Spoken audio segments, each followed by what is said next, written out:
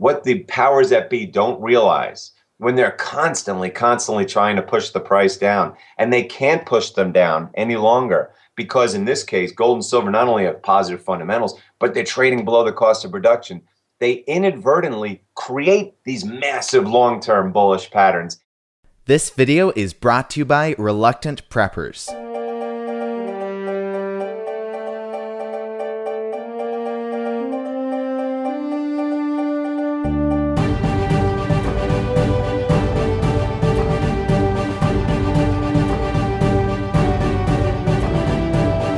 Click here to subscribe for free to reluctantpreppers.com.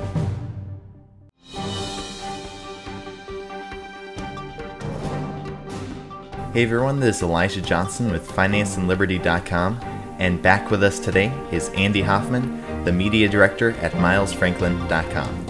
Andy, thank you so much for joining us today. Always happy to be here. All right, so you recently discussed in one of your articles a really interesting point. You showed that gold has actually been down 59 Sundays in a row, and you explained that the chances of this happening just by random chance would be 1 in over 560 quadrillion. So did you want to expand a little bit on this? I mean, how could this have happened? Sure. Well, I'm not a statistician, but I certainly know the term Six Sigma event, which especially in financial markets is something that should never happen. It's so far out of the norm in terms of standard deviations, it should never happen. But the odds, I looked it up, of a Six Sigma event are 1 in 500 billion. The odds of 59 in a row of the same event are 1 in roughly, as you said, 500 quadrillion.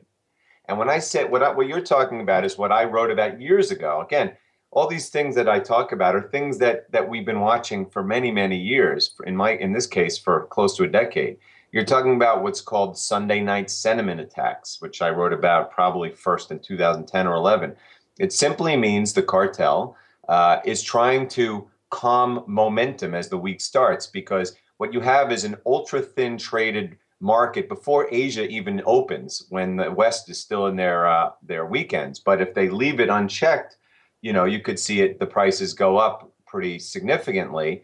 And that's why every single Sunday, particularly in the past year, since we've seen these vicious, the vicious April 2013 attacks, we've seen them do this. Either gold is hit immediately, or it tries to go up and within the first 15 minutes is taken right back down. And that's what I call Sunday night sentiment. So yes, look, we've seen more of these kind of sentiment killers than I've ever seen before. In fact, someone just asked me about the fact that every single night at 6 p.m. Eastern time, which is the open of the what's called the Globex ultra thin trading platform, gold and silver are down. And I do mean every single night. That's the same thing. They're just trying to prevent momentum from getting started.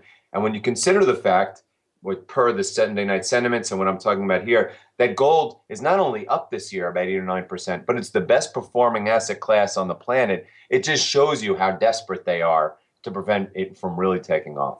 And I know we've talked about before that it's not just on Sundays. It seems like every single day there's specific times of the day that about 90% of the time gold just goes down. Yeah, I mean, this has been going on for decades, but obviously more intensely since 2008. And you can look to 2011 when gold hit an all-time high, and then they really started attacking. I mean, think about what the world was like when gold hit 1900 in 2011. We had a $14 trillion debt. Now it's 18 trillion. The European economy is far worse than it was. Now Japan is in the midst of Abenomics on it. The Chinese construction bubbles popping, all the geopolitical tensions. You can look back to there where it accelerated, and then it accelerated once more on April 12th of last year when Obama had a closed-door meeting with the 10 largest too-big-to-fail CEOs. And that day, Goldman Sachs put out a strong sell recommendation on gold. And sure enough, that day, gold fell, $250 an ounce.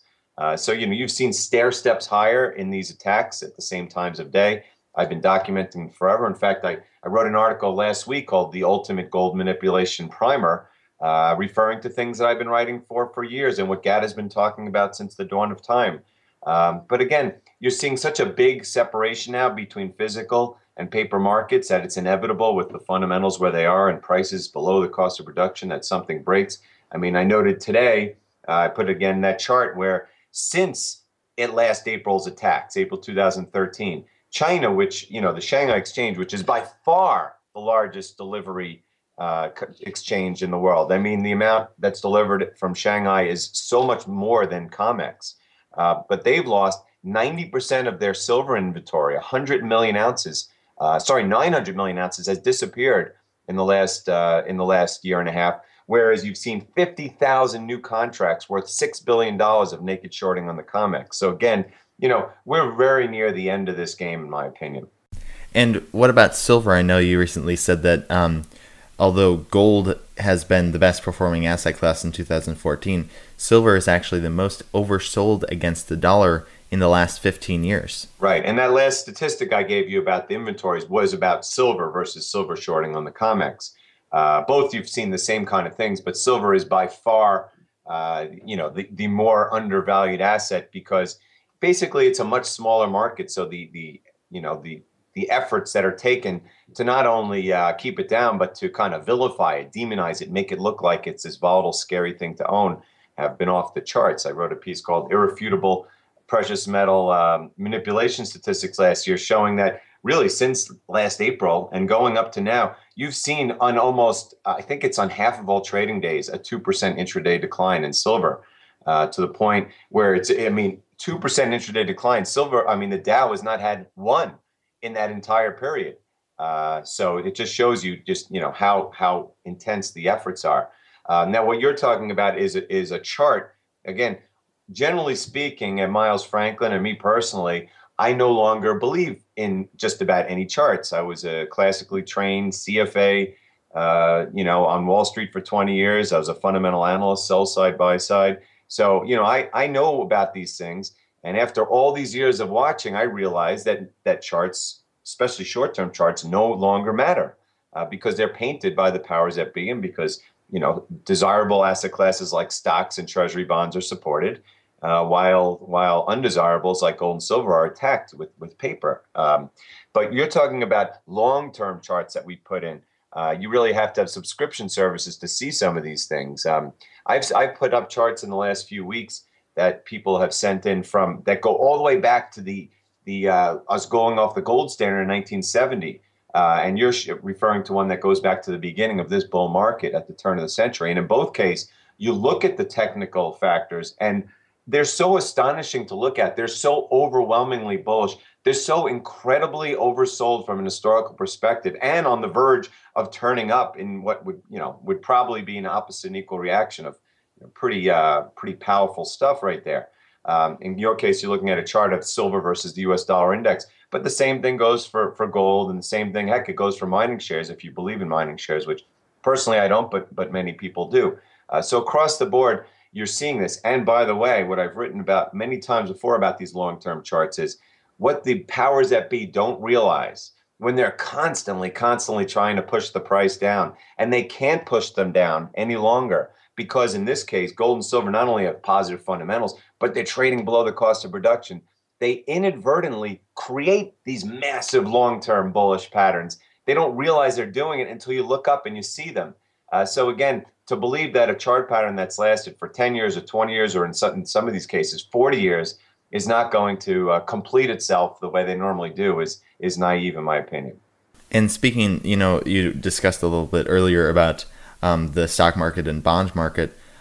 You recently wrote in an article that it's possible that the bond market could just continue to be inflated further and further. You wrote that global big money will bid Western sovereign bonds to record levels, anticipating the inevitable QE to infinity that accompanies the terminal stage of all fiat Ponzi schemes. Did you want to expand a little bit on this? Absolutely. Now let's go back to, I think it was like January 3rd. I wrote an article called 3.0% Enough Said. And what I was basically saying was it couldn't be more obvious that the Fed was terrified that the benchmark 10-year Treasury yield, which is pretty much the most widely watched, utilized interest rate in the world, they were terrified it would go over 3.0%, because then it would, get technical buying, and the rates all of a sudden shoot up. And of course, in a debt-laden economy that's, debt is exploding upward and will only get higher, we can't afford to have higher rates. And on top of that, that's when you saw the Chinese come out and say that they were aggressively selling treasuries. So amazingly, the mystery Belgian buyer came in who bought like $200 billion of treasuries to push the rates down, when in fact it was just the Fed doing everything they can to not only taper, but taper exponentially. I mean, I wrote last year a proof of the tapering mirage to show that they mathematically tapered probably, or QE'd probably twice as much as they said. But then when rates started to plunge earlier this year, despite the so-called recovery they keep propagandizing, it was quite clear that they were supporting the 10-year Treasury rate at 2.6%. So I wrote an article in May called 2.6%, enough said. And that level was basically, you had the 10-year rate sitting around, I don't know, 1.5, 1.8, when they started their whole tapering propaganda scheme last year with all the gold smashes and all that. And the price went up, and it formed the yield went up and formed a support level at 2.6. So they didn't want it to break because it would look like there's a recovery and yet rates are falling. And that's when I wrote the most damning proof yet of QE failure, which is plunging rates amidst a so-called recovery. And since then, there's no doubt in my mind that every day, including today, they're doing everything they can to keep rates up. They've lost 2.6, they've lost 2.5. Now they're lucky if they'll hold on to 2.4. But I believe that ultimately they're going to lose because, as you say, the poster child was Japan. They did everything 10 years before us because their population's 10 years older. Their government has basically decided, or the central bank, to buy every single Japanese bond there is, not to mention they're buying the stocks now. And as a result, there isn't even volume in that market, which is the second largest bond market in the world. And everyone knows that that's going to happen here too. The Fed will keep printing and printing and buying. The ECB will keep printing and printing and buying. And ultimately, you're going to have zero interest rates until, of course, hyperinflation inevitably hits. And it could hit tomorrow, it could hit next year, it could hit 3 years from now. But it's coming. But in the meantime, I believe that anyone who's a smart investor is going to front run the Fed and the ECB and the Bank of Japan all the way down to zero. And speaking of the Fed, the Federal Reserve recently tapered. Instead of printing $35 billion per month, they're now going to be printing $25 billion per month. Do you see them continuing tapering, or do you see them reversing course soon? Okay, well, first of all, as I said, what they say and what they do are two different things. Last year they were QEing, I predict, twice as much as they said they were doing. And right now, I actually believe they are selling their balance sheet because they're trying to defend the interest rate. They don't want it to fall and look like they're failing. But again, they won't do that. They're going to publish and show their balance sheet shrinking because, one, everyone would know what they were doing. And then two, you have other people going, oh my God, they're shrinking their balance sheet. That means interest rates are going to go up and they would crash the markets. So again, what they say and what they do are two different things. Their footstrips are huge, but again, they're not going to say it. The difference between what they're overtly doing and covertly doing is a big difference, and that goes for all of the markets. Now, as for tapering, again, what I said was it was last April roughly where the powers that be came up with this tapering propaganda scheme. They knew everything was getting worse and worse, but they said, look, we have now figured out how to keep the markets at bay. We can keep the Dow going up every day. We have a pretty good hold on precious metals, but we got to really take it up a notch. And that was when you had the aforementioned smash in gold and silver after the meeting between Obama and the banks. And that's when you saw the stock market start, the tech bubble start to go crazy every day. And the propaganda hasn't stopped about recovery. The problem is we haven't seen a recovery. All the real data that comes out shows that things are terrible. And even even some of the fake data, like Chicago PMI, is saying otherwise. And then you look around the world where we're talking about utter free fall. I mean, complete and utter free fall in the European economy, Japanese, Chinese, you name it, around the world. And now the currencies are starting to fall one by one. Look at the Ukrainian hryvnia today, the Argentinian peso last week. So again, this all started last year with the tapering propaganda scheme. And the problem is now we've gotten to the point where we're almost done with it. Remember, they're still printing money. For all this hype about tightening, they haven't tightened. They're still printing $25 billion a month. And by the way, when you keep zero interest rate policy, that entails buying treasury bills every day. So they're doing more on top of what they're saying just on their daily basis. And remember, they have said we have no timetable for getting rid of ZIRP. In fact, they had the 2% inflation and the 6.5% unemployment rate thresholds. They got rid of them. They're not going to raise interest rates. They'll never do that. And once they do get down to zero, let's say the markets are held in check and they haven't started crashing, they're not going to know what to do, because there's no way that they're going to shrink their balance sheet or raise interest rates. It's almost like they want the market to fall so they have a reason to start QEing again. But that's a very dangerous game, because that's when the hyperinflation fears start to come in. And again, when you're holding gold down and silver the way they are, with these technical factors and all the physical buying, and this, I mean, anything can happen any day, much less these crazy black swans like Ukraine and Iraq and Israel, many of which are the result directly of all the money printing that's created inflation around the world. And moving our focus to kind of the ultimate end game, as you talked about in an article, you wrote that America has made a series of self-destructive, alienating steps that appear unfathomable, but in the bigger picture are just the natural response to a dying empire. And you go on to say that, I genuinely fear the social unrest coming to our shores, but more so the potential for World War III. Did you want to expand on that? Could it actually get that bad? Well, I'm not trying to fearmonger. I'm saying this is what's always happened. When empires die, they go to war. And we've been going to war since the turn of the century. What a surprise. That's when the dollar peaked. That's when our economy peaked. That's when our manufacturing jobs peaked. It's one war after the other. But in the past, they seem to at least try to have credible excuses, even though some of them were lame. But now it's like what alien would come to Earth and say, why is the U.S. provoking Russia? Why are they provoking everyone in the Middle East? Why are they provoking everyone who was once their ally? Why are they trying to fine the European banks that are supposedly their allies? I mean, I'm not a conspiracy theorist, and I'm saying if you were looking at what we're doing, you'd say these people are crazy. But from a logical standpoint, the only thing I could think of is that they want war, because that's what they're going to get.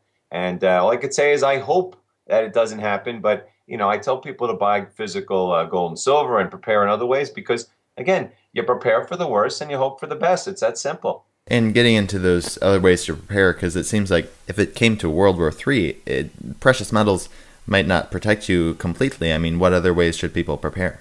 Well, again, I have a piece I wrote a couple years ago, which is my answer to all the what if questions. It was called Priceless Precious Metals or Worthless Dollars.